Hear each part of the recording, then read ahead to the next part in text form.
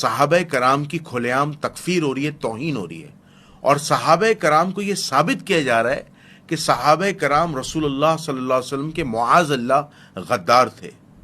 رسول اللہ صلی اللہ علیہ وآلہ وسلم سے انہوں نے صحیح تعلیمات نہیں لی تھیں، اور معاذ اللہ رسول اللہ صلی اللہ علیہ وسلم سے کی آنکھ بند ہونے کے بعد، ان کے وصال کے بعد وہ مرتد ہو گئے تھے۔ ایسا ہرگز نہیں ہے۔ اس طرح کی تکفیری سوچ رکھنا، اس طرح کی نیگیٹو سوچ رکھنا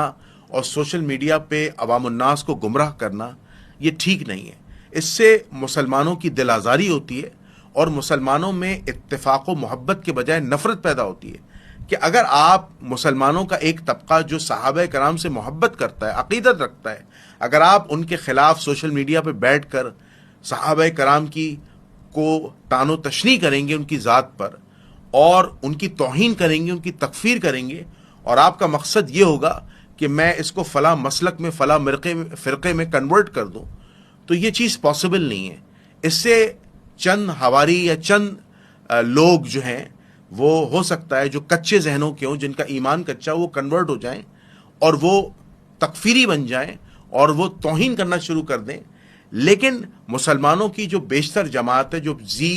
شعور ہے، جو باشعور ہے، وہ متنفر ہو جائے گی اور دشمنیاں بڑھ جائیں گی اور فرقہ واریت پھیلے گی اور لوگ ایک دوسرے کی توہین کریں گے۔ اب ہو کیا رہا ہے کہ میں سوشل میڈیا پہ یہ دیکھ رہا ہوں کہ مناظرات ہو رہے ہیں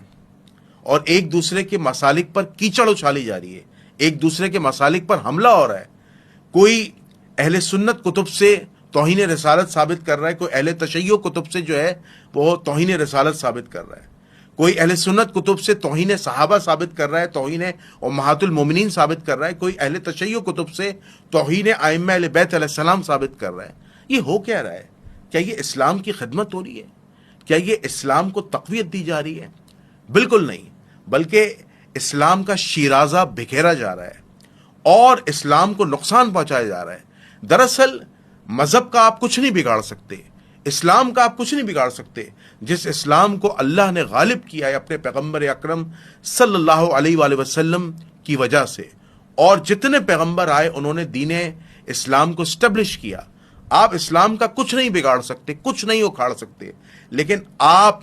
مسلمانوں میں فرقہ واریت پھیلا رہے ہیں، مسلمانوں کے ذہن کو خراب کر رہے ہیں، مسلمانوں کے ذہنوں کو پوائزنائز کر رہے ہیں، اور مسلمانوں کے اندر ایک ایسی سوچ پیدا کر رہے ہیں کہ وہ ایک دوسرے کے دشمن بن جائیں، ایک دوسرے کی مقدسات کی توہین کریں، تکفیر کریں، اور امت